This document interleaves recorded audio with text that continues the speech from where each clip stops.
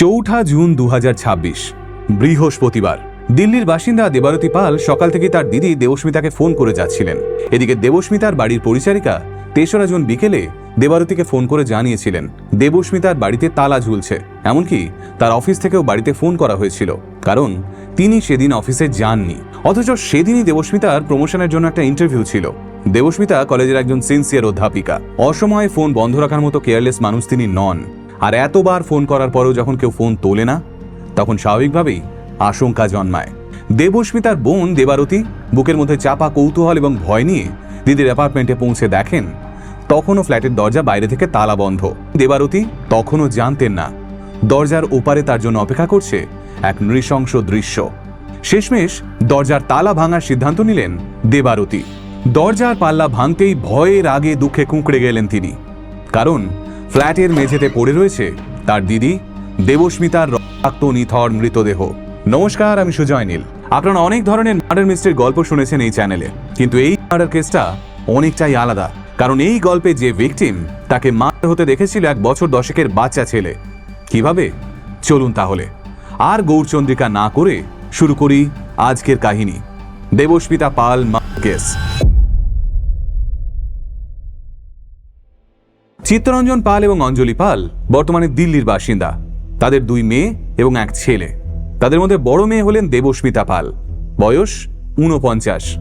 কর্মসূত্রে তিনিও দিল্লির বাসিন্দা, কিন্তু দিল্লিতে তিনি পরিবারের সঙ্গে থাকতেন না। তিনি ইস্ট দিল্লির অশোকনগর থানার অন্তর্গত 61 বসুন্ধরা এনক্লেভের সত্যম অ্যাপার্টমেন্টের B708 নম্বর ফ্ল্যাটে একাই থাকতেন। দিল্লি বিশ্ববিদ্যালয়ের শিবাজি কলেজের অধ্যাপিকাও ছিলেন তিনি। ছাত্রছাত্রীদের কাছে শিক্ষিকা হিসেবে বেশ জনপ্রিয় ছিলেন দেবস্মিতা পাল। 2017 সালে বিয়ে করেছিলেন, তখন তার বয়স ছিল 44 বছর। কিন্তু বেশ কিছু কারণবশত তাদের বৈবাহিক সম্পর্ক স্থায়ী হয়নি। বিয়ের মাত্র 5 বছরের মধ্যে ডিভোর্স হয়ে যায় দেবস্মিতার। তার প্রাক্তন স্বামী কর্মসূত্রে ব্যাঙ্গালোরে থাকেন। মোটের উপর নির্ঝঞ্ঝাট জীবন কাটাতেন দেবস্মিতা পাল। সকাল থেকে বিকেল অবধি কলেজ, বাড়ি ফিরে টুকটাক ঘরের কাজ, সপ্তাহে 1 বা 2 বার মা বাবা কিংবা বোনের সঙ্গে দেখা, এই ছিল তার বেসিক ডেইলি রুটিন। বাইরের কারোর সঙ্গে প্রয়োজনের অতিরিক্ত মিশতেনও না তিনি। কর্মক্ষেত্র কিংবা ব্যক্তিগত জীবনে বিশেষ শত্রুও কেউ ছিল না। সাদা মাটা একজন কলেজ অধ্যাপিকা আচমকা নিজের ফ্ল্যাটে হয়ে গেলেন, অথচ বাড়ি থেকে কোনো কিছুই চুরি গেল না। এমনকি রান্নাঘরে পরিচারিকাকে দেওয়ার জন্য টাকাও রাখা ছিল, সেই টাকাতেও হাত দেয়নি আততায়ী। দেবস্মিতা পালের ব্যাগেও বেশ কিছু টাকা ছিল, সেই টাকাও যেমন ছিল তেমনই রয়ে গেল। শুধুমাত্র পৃথিবী ছেড়ে চলে গেলেন দেবস্মিতা পাল। অর্থাৎ পুলিশের খাতা থেকে চুরি, ছিনতাই কিংবা ডাকাতির মতো মোটিভগুলো প্রথমেই বাদ পড়ে গেল। তাহলে এরপর কি পড়ে থাকে? একমাত্র পড়ে থাকে ব্যক্তিগত শত্রুতা। কিন্তু একজন অধ্যাপিকার শত্রু কে হতে পারেন? আর খুনের মোটিভটাই বা কি? আর এই মোটিভ খুঁজতে গিয়ে দিল্লি পুলিশ পেয়ে গেল একটা ঠিকানা। কোথাকার জানেন? পশ্চিমবঙ্গের বর্ধমান জেলার। আর সেই ঠিকানাতেই পাওয়া গেল দেবস্মিতা পাল মার্ডার কেসের প্রধান কারণ। কি সেই কারণ? এর পিছনে কারা রয়েছে?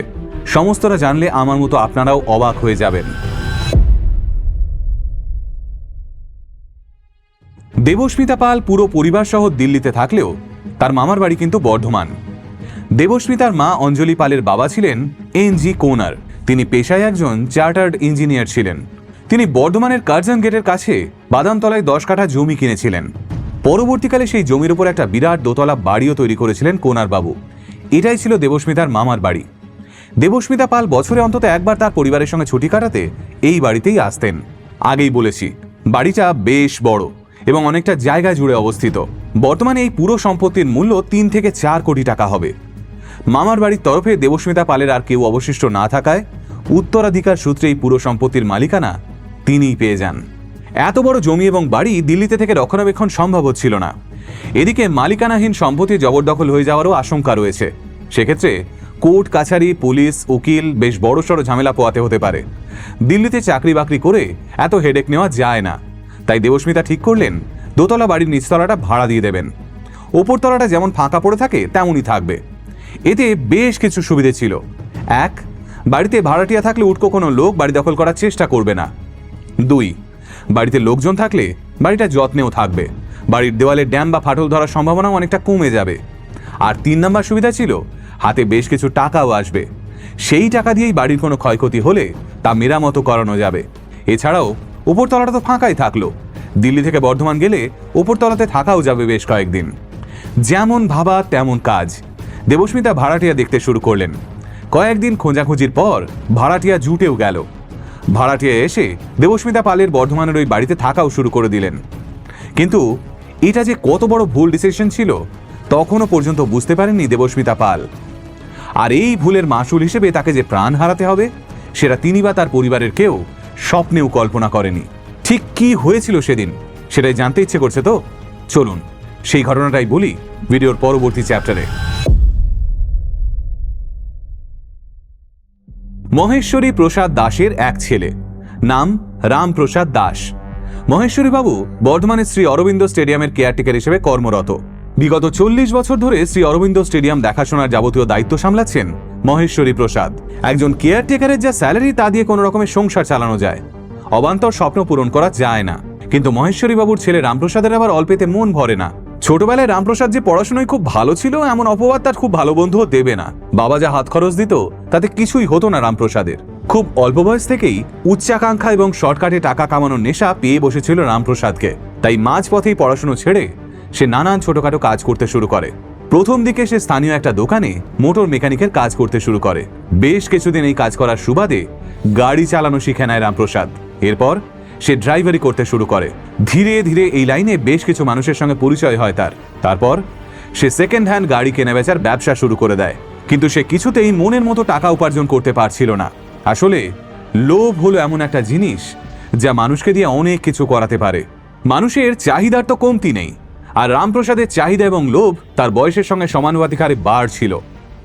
বয়স বাড়ার সঙ্গে সঙ্গে ছোটখাটো 2 নম্বরি কাজে হাত পাকিয়েছিল রামপ্রসাদ। এই সময় তার সঙ্গে আলাপ হয় বনশ্রী দাসের। বনশ্রীও পূর্ব বর্ধমান জেলার বাসিন্দা। কথায় আছে রতনে রতন চেনে। তারপরের লাইনটা এই গল্পের খাতিরে একটু চেঞ্জ করলাম। এই গল্পের ক্ষেত্রে পরের লাইনটা হলো বনশ্রী চেনে রামপ্রসাদকে। এই দুজনের বন্ধুত্বের সম্পর্ক ক্রমশ প্রেমে পরিণত হয়। কিন্তু দুজনের বাড়িতে এদের সম্পর্কের কথা জানাজানি হতেই শুরু হয় পারিবারিক ঝামেলা। রামপ্রসাদ এবং বনশ্রীর পরিবারের কেউই তাদের সম্পর্ক মেনে নেয়নি। কিন্তু এই দুজনই অন্য ধাতুতে গড়া। কারো মতামতের তোয়াক্কা না করেই একদিন বাড়ি থেকে পালিয়ে যায় তারা। এরপর বাড়ির অমতেই বিয়ে সেরে ফেলে রামপ্রসাদ এবং বনশ্রী। যেহেতু বাড়ির অমতে বিয়ে, তাই স্বাভাবিকভাবেই বাড়ির লোকের সঙ্গে সম্পর্ক প্রায় বিচ্ছিন্ন হয়ে যায়। এরপর তারা আলাদা থাকতে শুরু করে। বিয়ের বছর ঘুরতে না ঘুরতেই এক পুত্র সন্তানের জন্ম দেয় বনশ্রী। বাচ্চাটার ভবিষ্যতের কথা ভেবে তার নাম এই ভিডিওতে আমি প্রকাশ করলাম না, কারণ একজন অপদার্থ বাবা মার অপরাধের শাস্তি বাচ্চাটা পাক সেটা আমরা কোনোভাবেই চাই না। সে যাকে রামপ্রসাদের সংসারের সদস্য সংখ্যা তো বাড়ল, কিন্তু আয় সেইভাবে বাড়ল না। এই পরিস্থিতিতে দাঁড়িয়ে সাধারণ মানুষ দুটো কাজ করতে পারে। এক, তারা নিজেদের আয় বাড়ানোর জন্য দিনরাত পরিশ্রম করতে পারে। আর দুই, নিজেদের চাহিদার উপর লাগাম টানতে পারে। কিন্তু যাদের ক্রিমিনাল মাইন্ড তারা উপার্জন বাড়ানোর কথা ভাবে ঠিকই, কিন্তু বিনা পরিশ্রমে। রামপ্রসাদও ছিল ওই একই গোত্রের মানুষ। আর তার স্ত্রী বনশ্রী কিন্তু স্বামীকে আটকাতো না, বরং প্রত্যেকটা ক্রাইমে রামপ্রসাদের কাঁধে কাঁধ মিলিয়ে তাকে সাহায্য করত সে। এই সময় রামপ্রসাদের মাথায় একটা নতুন আইডিয়া আসে। সে পশ্চিমবঙ্গ পুলিশ এবং ভারতীয় রেলওয়ে আধিকারিকদের নকল আইডেন্টিটি কার্ড বানিয়ে ফেলে। এরপর সে নানান মানুষের সঙ্গে আলাপ করতে শুরু করে। বিশেষত যারা সরকারি চাকরির জন্য পড়াশোনা করত তাদেরকেই টার্গেট করত রামপ্রসাদ। এরপর তাদের কাছে পশ্চিমবঙ্গ সরকার কিংবা রেলওয়ের উচ্চপদস্থ কর্মচারী হিসেবে নিজের পরিচয় দিত এবং এই ছেলে মেয়েদের সরকারি চাকরি পাইয়ে দেওয়ার নামে তাদের থেকে বেশ মোটা অঙ্কের টাকা নিয়ে চম্পট দিত। এইভাবে রামপ্রসাদ সারা পশ্চিমবঙ্গ জুড়ে 50 জনেরও বেশি মানুষের কাছ থেকে 2 কোটি টাকা হাতিয়েছে। আর যাদের কাছ থেকে সে টাকা নিত তারা যখন জানতে পারত যে তাদের ঠকানো হয়েছে, তখন তাদের আফসোস করা ছাড়া আর কোনো উপায়ই থাকতো না। কারণ সরকারি চাকরি পাইয়ে দেওয়ার নাম করে টাকা তোলা যতটা বড় ক্রাইম, ওই চাকরি পাওয়ার জন্য কাউকে ঘুষ দেওয়াটাও ঠিক ততটাই বড় ক্রাইম। এই টাকা হাতানোর পর রামপ্রসাদ এবং বনশ্রী খুব ভালো করেই বুঝে গেছিল যে কোনোদিন তারা ধরা পড়ে যেতে পারে, তাই এই কাজ থেকে বিরতি নেয় তারা। কিন্তু এত টাকা হাতিয়েও মন ভরেনি রামপ্রসাদের, কারণ ততদিনে অসৎ পথে টাকা কামানোর নেশা পেয়ে বসেছে ওই দম্পতিকে। তবুও বাইরের লোকের কাছে তো একটা ঠিকঠাক সোর্স অফ ইনকাম দেখাতে হবে। শুধু সেই কারণেই স্যানিটারি জিনিসপত্রের ব্যবসা শুরু করে সে। আর তার আড়ালেই চলতে থাকে রামপ্রসাদ এবং বনশ্রীর জালিয়াতির কারবার। এই সময় তারা একটা প্রপার্টির খোঁজ পায়, আর এই প্রপার্টিটাই হলো দেবস্মিতা পালের মামার বাড়ি। এরপরই রামপ্রসাদ এবং দেবস্মিতার মাথায় একটা ভয়ঙ্কর প্ল্যান আসে। কি সেই প্ল্যান? চলুন সেটাই জানার চেষ্টা করি পরবর্তী চ্যাপ্টারে। সাল 2023। আগেই বলেছি, সেই সময় দেবস্মিতা পাল বর্ধমানে তার মামার বাড়ির নিচতলাটা ভাড়া দেওয়ার জন্য লোক খুঁজছিলেন। আর এই খবর পৌঁছয় রামপ্রসাদের কানে। সে খোঁজ খবর নিয়ে জানতে পেরেছিল বিরাট এই বাড়িতে কেউ থাকে না, বাড়ির সবাই দিল্লিতে থাকে এবং বছরে একবার ঘুরতে আসে তারা। একজন ভাড়াটিয়ার জন্য এমন একটা বাড়ি হলো স্বর্গ। একে তো মালিক থাকে না, তার উপর এত বড় বাড়ি, হাত পা মেলে নিশ্চিন্তে থাকা যাবে। এইসব ভেবেই প্রথমে কার্জন গেটের কাছে ওই বাড়িতে ভাড়া থাকতে আসে রামপ্রসাদ, বনশ্রী এবং তাদের 10-12 বছরের পুত্র সন্তান। 11,500 টাকায় বাড়ির নিচতলাটা ভাড়া নেয় ওই দম্পতি। প্রথমে ওরা নিচতলাটা ভাড়া নিয়েছিল, কিন্তু বেশ কিছু সংবাদ মাধ্যমের থেকে পাওয়া তথ্য অনুযায়ী জানা যায় পরবর্তীকালে তারা উপরতলাটাও ব্যবহার করত। প্রথম কয়েক মাস সব ঠিকঠাকই চলছিল। কয়েক মাস পর থেকেই শুরু হয় ছন্দপতন। রামপ্রসাদ মাঝে মাঝেই বাড়ি ভাড়ার টাকা দিতে দেরি করত। নানান কারণ দেখিয়ে বাড়ি ভাড়া আটকে দিত সে। এই বাড়ি ভাড়া দেওয়া নিয়েই মাঝে মাঝে দেবস্মিতার সঙ্গে ওই দম্পতির ঝগড়া লেগেই থাকত, কিন্তু আবার কয়েকদিনের মধ্যে সেটা মিটেও যেত। এর মধ্যেই আইন অনুযায়ী ওই বাড়ির সমস্ত মালিকানা আসে দেবস্মিতা পালের হাতে। এইবার দেবস্মিতা চূড়ান্ত সিদ্ধান্ত নেন। তিনি ঠিক করেন বাড়ি ভাড়া দেওয়া অনেক হয়েছে, আর ভাড়াটিয়া ঝামেলা নিতে পারছেন না। তিনি ঠিক করলেন বিরাট এই সম্পত্তি তিনি বিক্রি করে দেবেন। কিন্তু মুখে বললেই তো আর এত বড় প্রপার্টি বিক্রি হয়ে যায় না, তার জন্য সময় লাগে। প্রথমে ভাড়াটিয়া ওঠাতে হবে, তারপর তো প্রপার্টি বিক্রির গল্প। দেবস্মিতা পাল রামপ্রসাদকে স্পষ্ট জানিয়ে দেন চলতি বছরের জুন মাসের মধ্যে রামপ্রসাদকে বাড়ি ছাড়তে হবে। এই কথা শোনার পর রামপ্রসাদ এবং বনশ্রীর মাথায় আকাশ ভেঙে পড়ে। এরপর শুরু হয় ভাড়াটিয়া এবং বাড়ির মালিকের মধ্যে বচসা। রামপ্রসাদ খুব ভালো করে বুঝে গেছিল এই প্রপার্টি কোনো রকমে হাতাতে পারলে সারা জীবন আর কোনো কাজ করতে হবে না, বরবউ মিলে বাকি জীবনটা পায়ের উপর পা তুলে কাটানো যাবে। কিন্তু তাদের এই ভবিষ্যৎ পরিকল্পনার মাঝে পথের কাঁটা হয়ে দাঁড়িয়েছিলেন দেবস্মিতা পাল। বাংলায় একটা বহুল প্রচলিত প্রবাদ বাক্য রয়েছে, সোজা আঙুলে ঘি না উঠলে আঙুল বাঁকাতে হয়। আর সেটাই করলো রামপ্রসাদ এবং বনশ্রী। পথের কাঁটা উপড়ে ফেলার প্ল্যান রেডি হয়ে গেল কিছুদিনের মধ্যেই। দেবস্মিতা পালকে হত্যা করার ব্লুপ্রিন্ট তৈরি করলো রামপ্রসাদ, আর তাকে সাহায্যের জন্য এগিয়ে এলো বনশ্রী। বোধহয় একেই বলে মানিক জোড়। কিন্তু একজন জলজান্ত মানুষকে মার্ডার করা তার চারটিখানি কথা নয়। আর দেবস্মিতা পাল থাকেন দিল্লিতে। তার বর্ধমান আসার কথা ছিল জুন মাসের মাঝামাঝি সময়। দেবস্মিতা একবার বর্ধমান পৌঁছে গেলে তাকে হত্যা করা যাবে না। আর যদি তিনি বর্ধমানের বাড়িতেই মার হন, তাহলে এর সমস্ত দায় এসে পড়বে রামপ্রসাদ এবং বনশ্রীর ওপর। তাই খুনটা এমনভাবেই করতে হবে যাতে লাঠিও না ভাঙে, আবার সাপও মরে যায়। তারা ঠিক করে দিল্লিতেই শেষ করতে হবে দেবস্মিতার গল্প। কিন্তু রামপ্রসাদ এবং বনশ্রী কিভাবে দিল্লি পৌঁছলো এবং কিভাবে তাদের প্ল্যান এক্সিকিউট করলো তা জানবো পরবর্তী চ্যাপ্টারে। রামপ্রসাদ এবং বনশ্রী ছিল পোড় খাওয়া ক্রিমিনাল। 3রা জুন তারা ট্রেনে করে দিল্লি পৌঁছয়। যাদের টিকিটের রিজার্ভেশন এবং হোটেল বুকিং থেকে পুলিশ তাদের ধরতে না পারে, তাই তারা ফেক আইডেন্টিটি কার্ড ব্যবহার করে টিকিট কেটেছিল। আগেই বলেছি রামপ্রসাদের কাছে রেলের বহু নকল আই কার্ড ছিল। সেগুলোকে কাজে লাগিয়ে সবার অলক্ষ্যে দিল্লি এসে পৌঁছলো তারা। এরপর তারা একটা গেস্ট হাউসে রুম বুক করলো। সেখানেও তারা তাদের ফেক আই কার্ড ব্যবহার করেছিল। গেস্ট হাউসে জিনিসপত্র রেখে এরপর তারা সরাসরি চলে গেল দেবস্মিতা পালের বসুন্ধরা এনক্লেভের ফ্ল্যাটে। গেস্ট হাউস থেকে বসুন্ধরা এনক্লেভে যাওয়ার জন্য একটা প্রাইভেট ক্যাব বুক করেছিল রামপ্রসাদ। তারা যখন দেবস্মিতার ফ্ল্যাটের ঠিকানায় ক্যাব থেকে নামে, তখন তাদের মুখে ছিল সার্জিক্যাল মাস্ক। সব থেকে আশ্চর্যের বিষয় কি জানেন? বর্ধমান থেকে দিল্লি এই জার্নিতে তারা নিজেদের 10 বছরের ছেলেকেও সঙ্গে নিয়ে এসেছিল। রামপ্রসাদের ধারণা হয়েছিল সঙ্গে একটা বাচ্চা ছেলে থাকলে কেউ তাদের উপর কোনো সন্দেহ করবে না। বর্ধমানের বাড়ি থেকে দেবস্মিতাকে হত্যা করার সমস্ত সরঞ্জামও ব্যাগে করে এনেছিল তারা। হামানদিস্তার ভারী নোড়া এবং ধারালো খুব ছিল তাদের ব্যাগে। এরপর দিল্লির ফ্ল্যাটে পৌঁছে রামপ্রসাদ কলিং বেল টিপলে দরজা খোলেন দেবস্মিতা পাল। ওই সময় তিনি তার মা অঞ্জলি দেবীর সঙ্গে ফোনে কথা বলছিলেন। ওটাই ছিল অঞ্জলি দেবীর তার মেয়ের সঙ্গে বলা শেষ কথা। দরজা খুলে রামপ্রসাদের পুরো ফ্যামিলিকে সামনে দাঁড়িয়ে থাকতে দেখে বেশ অবাক হয়ে গেছিলেন দেবস্মিতা। তবুও তিনি ঠান্ডা মাথায় দিল্লি আসার কারণ জানতে চান। রামপ্রসাদ তাকে জানায় বর্ধমানের বাড়ি এবং প্রপার্টির ব্যাপারে কিছু ইম্পর্টেন্ট কথা বলতেই তারা এসেছে। পূর্ব পরিচিতি থাকার কারণেই তিনি তাদের ফ্ল্যাটের ভেতরে এসে বসতে বলেন। এরপর দেবস্মিতা ভিতর ঘরে চলে যান অতিথি আপ্যায়নের জন্য। কিছুক্ষণ পরেই রামপ্রসাদের জল খেতে দেন তিনি। এই সময় ফের একবার প্রপার্টি নিয়ে কথা শুরু হয়। দেবস্মিতা সেই সময় পরিষ্কার জানিয়ে দেন বর্ধমানের বাড়ি তাদেরকে ছাড়তেই হবে। শুরু হয় কথা কাটাকাটি। বচসা চরমে পৌঁছয়। ব্যাগ থেকে হামানদিস্তার নোড়া বের করে সরাসরি মাথায় আঘাত করা হয় দেবস্মিতার। এরপর খুর দিয়ে তার হাতের শিরা কেটে দেয় রামপ্রসাদ এবং বনশ্রী। আর এই নৃশংস দৃশ্যটা ঘটেছিল রামপ্রসাদ এবং বনশ্রীর 10 বছরের ছেলের সামনে। যখন ওই দম্পতি দেখলো দেবস্মিতার মৃত্যু হয়েছে, তখন তারা নিজেদের পোশাক বদলে ফেলে এবং ফ্ল্যাট বাইরে থেকে লক করে বেরিয়ে যায়। ফ্ল্যাট থেকে বেরোনোর সময় তারা দেবস্মিতার ফোনটাও নিজেদের সঙ্গে নিয়ে চলে যায়। 3রা জুন দুপুরের দিকে রামপ্রসাদ এবং বনশ্রী দেবস্মিতার ফ্ল্যাট থেকে বেরিয়ে যাওয়ার পর বিকেলে বাড়ির পরিচারিকা আসে দেবস্মিতা পালের বাড়িতে কাজ করতে, কিন্তু বাইরে থেকে দরজা লকড দেখে সে ফিরে যায়। পরের দিন অর্থাৎ 4ঠা জুন দুপুরে দেবস্মিতার বোন দেবারতী এসে দরজা ভেঙে দিদির মৃতদেহ উদ্ধার করেন। এরপর তদন্তে নামে দিল্লি পুলিশ। আশপাশের সমস্ত প্রতিবেশীকে জিজ্ঞাসাবাদ শুরু করে তারা, কিন্তু কিছুতেই কোনো ক্লু খুঁজে পাওয়া যায় না। এরপর শুরু হয় সিসিটিভি ফুটেজ দেখা। সেখানেও সবকিছু নর্মাল। বেশ কয়েকবার ওই ফুটেজ দেখার পর দিল্লি পুলিশের নজর আটকায় একটা দৃশ্যে, যেখানে দেখা যাচ্ছে এক দম্পতি তাদের সন্তানকে নিয়ে আবাসনের ভিতর ঢুকে যাচ্ছে। তাদের মুখে রয়েছে সার্জিক্যাল মাস্ক।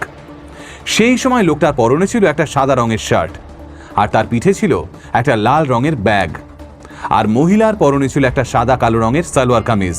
কিন্তু এর ঠিক 30 মিনিট পর যখন তার আবাসন থেকে বেরিয়ে আসে, সেই সময় লোকটার পরনে ছিল লাল রঙের শার্ট আর মহিলার পরনে ছিল লাল রঙের সালোয়ার কামিজ। সেই সময় লোকটার মুখে সার্জিক্যাল মাস্ক থাকলেও মহিলা এবং বাচ্চা ছেলেটার মুখে কোনো মাস্ক ছিল না। এইটা দেখার পরেই খটকা লাগে পুলিশের। পুলিশ ওই দম্পতির ছবি নিয়ে সবাইকে জিজ্ঞাসাবাদ করতেই আসল ইনফরমেশন চলে আসে পুলিশের কাছে। দিল্লি পুলিশ জানতে পারে ওই ভদ্রমহিলা এবং তার স্বামী বর্ধমানে দেবস্মিতার মামাবাড়িতেই ভাড়া থাকে। এরপর আর দেরি করেনি দিল্লি পুলিশ। 7ই জুন 2026 দিল্লি থেকে সোজা বর্ধমানে পাড়ি দেয় দিল্লি পুলিশের একটা দল। বর্ধমান পুলিশের সাহায্য নিয়ে নির্দিষ্ট ঠিকানায় পৌঁছে দিল্লি পুলিশ পুরো বাড়িটাকে ঘিরে ফেলে। এরপর পাঁচিল টপকে বাড়িতে ঢোকে তারা। আচমকা পুলিশি হামলায় ভ্যাবাচাকা খেয়ে যায় রামপ্রসাদ এবং তার স্ত্রী। আর এরপরেই দিল্লি পুলিশের অফিসাররা ম্যারাথন জিজ্ঞাসাবাদ শুরু করেন ওই দম্পতিকে। কথায় আছে, পুলিশ মৃত ব্যক্তির পেট থেকেও কথা বের করতে পারে, আর এ তো জ্যান্ত মানুষ, তার উপর আবার ক্রিমিনাল। একটু শক্তভাবে জিজ্ঞাসাবাদ করতেই বেরিয়ে এলো আসল তথ্য। জামা বদল করার কারণও তখনই জানতে পারে পুলিশ। দুপুরে যে ড্রেস পরে তারা দেবস্মিতার বাড়িতে ঢুকেছিল, সেই জামা কাপড়ে দেবস্মিতার রক্ত লেগে গেছিল। তাই তারা সেই জামা কাপড় খুলে ওই লাল ব্যাগে করে আনা অন্য জামা কাপড় পরে নেয় এবং ফ্ল্যাটে তালা ঝুলিয়ে বেরিয়ে আসে। দিল্লি পুলিশ দীর্ঘক্ষণ ধরে তল্লাশি চালায় রামপ্রসাদ এবং বনশ্রীর ভাড়া বাড়িতে। সেখান থেকেই উদ্ধার হয় দেবস্মিতার চুরি যাওয়া স্যামসাং কোম্পানির মোবাইল। শুধু তাই নয়, রক্তমাখা খুর এবং খুনের সময় ওই দম্পতি যে জামা কাপড় পরেছিল সেটা উদ্ধার করেছে পুলিশ। এছাড়াও রেলের টিকিট বুকিং এবং দিল্লির গেস্ট হাউস বুক করার সময় যে ভুয়ো পরিচয়পত্র ব্যবহার করেছিল তারা, সেটাও তাদের বাড়ি থেকেই উদ্ধার হয়েছে। একাধিক রেলের হাই ডেজিগনেশন আই কার্ড এবং বেশ কিছু জাল ভারতীয় টাকাও রামপ্রসাদ এবং বনশ্রীর ঘর থেকে উদ্ধার হয়েছে। আসলে ক্রিমিনাল যতই চালাক হোক না কেন, কিছু ভুল তারা করেই ফেলে, আর সেই ফাঁক বলেই ঢুকে পড়ে পুলিশ। ভাবতে পারছেন, শুধুমাত্র সম্পত্তি হাতানোর লোভে বর্ধমান থেকে দিল্লি প্রায় 1500 কিলোমিটার পথ যাত্রা করে নিজেদের বাড়ির মালিককেও খুন করতে পিছুপা হয় না কিছু মানুষ। আর বাইরের লোক যাতে সন্দেহ না করে, তাই নিজেদের 10 বছরের ছেলেকেও সঙ্গে নিয়ে গিয়েছিল এই স্বামী স্ত্রী। তবে গল্পটা এখানেই শেষ নয়, একটা ছোট্ট টুইস্ট রয়েছে এই গল্পে। বর্ধমানে যে 3-4 কোটি টাকার জন্য দিল্লির অধ্যাপিকা দেবস্মিতা পালকে খুন হতে হলো, সেই সম্পত্তির সমস্ত মালিকানার একটা অংশেরই মালিকিন ছিলেন তিনি। আসলে ওই বিরাট সম্পত্তির শরিক ছিলেন 2 বোন এবং 1 ভাই। তাই দেবস্মিতার পরেও এই বাড়ির মালিকানা রয়েছে তার ভাই বোনের কাছে। আর এখান থেকেই আর একটা সম্ভাবনা উঠে এসেছে, এই যৌথ মালিকানার কথা কি রামপ্রসাদ এবং বনশ্রী জানতো? যদি জেনেই থাকে, তাহলে কি দেবস্মিতার পর দেবারতীও টার্গেট ছিলেন? এই সমস্ত প্রশ্নের উত্তর এখন হয়তো জানা নেই। তবে একটা কথা বলাই যায়, এটাই কিন্তু প্রথম ক্রাইম নয় রামপ্রসাদের। এর আগেও কোটি টাকার জালিয়াতি করেছে সে। দেবস্মিতাকে হত্যা করে এই কয়েক কোটি টাকার সম্পত্তি হাতিয়ে নিলেও তারা কিন্তু থামতো না, বরং তারা নতুন কোনো ক্রাইম প্ল্যান করতো হয়তো। সে জাগে। আপাতত খুনি দম্পতি এখন পুলিশি হেফাজতে, আর আমি আশা করব তারা যেন তাদের এই গর্হিত অপরাধের জন্য দৃষ্টান্তমূলক শাস্তি পায়। আজকের ভিডিওটা এই অবধি থাক, দেখা হবে পরবর্তী কোনো ভিডিওতে। ততদিন সুস্থ থাকুন, ভালো থাকুন, সতর্ক থাকুন। নমস্কার।